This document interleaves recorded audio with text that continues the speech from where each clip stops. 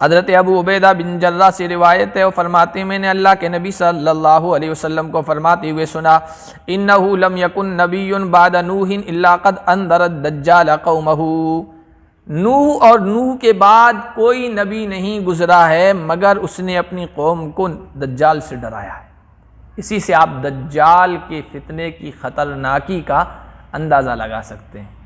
व इन्नी उन्ज़िरुकुमूहु, और मैं भी तुम्हें उससे डराता हूँ, चौकन्ना करता हूँ।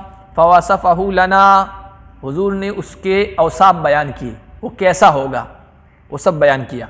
क़ाल लअल्लहु सयुदरिकु बाज़ु मन रआनी औ समिअ कलामी, आपने फरमाया मुमकिन है, हो सकता है कि दज्जाल का ज़माना पा ले वो बाज़ अफराद जिन्होंने मुझे देखा है या मेरी गुफ्तगू सुनी है। तो साहबा ने कहा रसूल अल्लाह फ़कैफ़ क़ुलूबुना यौमइज़िन, उस दिन हमारे दिल कैसे होंगे, हालात उस वक्त कैसे होंगे।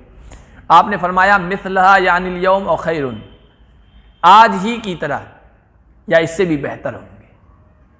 यानी ये तो आपका ज़माना है, बेहतरीन ज़माना है, आपका नूरानी वजूद है इस वक्त, तो खैर और बरकत ही गालिब है।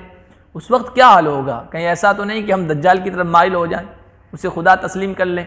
तो हुज़ूर ने फरमाया नहीं, जो आदमी भी ईमान पर जमा रहेगा, इस्तिकामत की राह अपनाएगा और दीन के रास्ते पर साबित कदम रहेगा, उसका दिल आज जिस तरह तुम्हारा दिल है उस दिन भी रहेगा। अल्लाह उसे दज्जाल की तमाम तर हैरत अंगेज़ चीज़ों को दिखाने के बावजूद अल्लाह उसे दीन पर साबित कदम रहेगा। यहाँ तक कि दज्जाल उसको कत्ल भी कर देगा ना, और मारने के बाद दोबारा ज़िंदा करेगा, होगा अब मानता है रब, तो कहेगा अब तो और ज़्यादा यकीन हो गया है कि तू रब नहीं है, क्योंकि मेरे नबी ने ये वाक़या भी बयान फरमाया कि इस तरह होगा दज्जाल।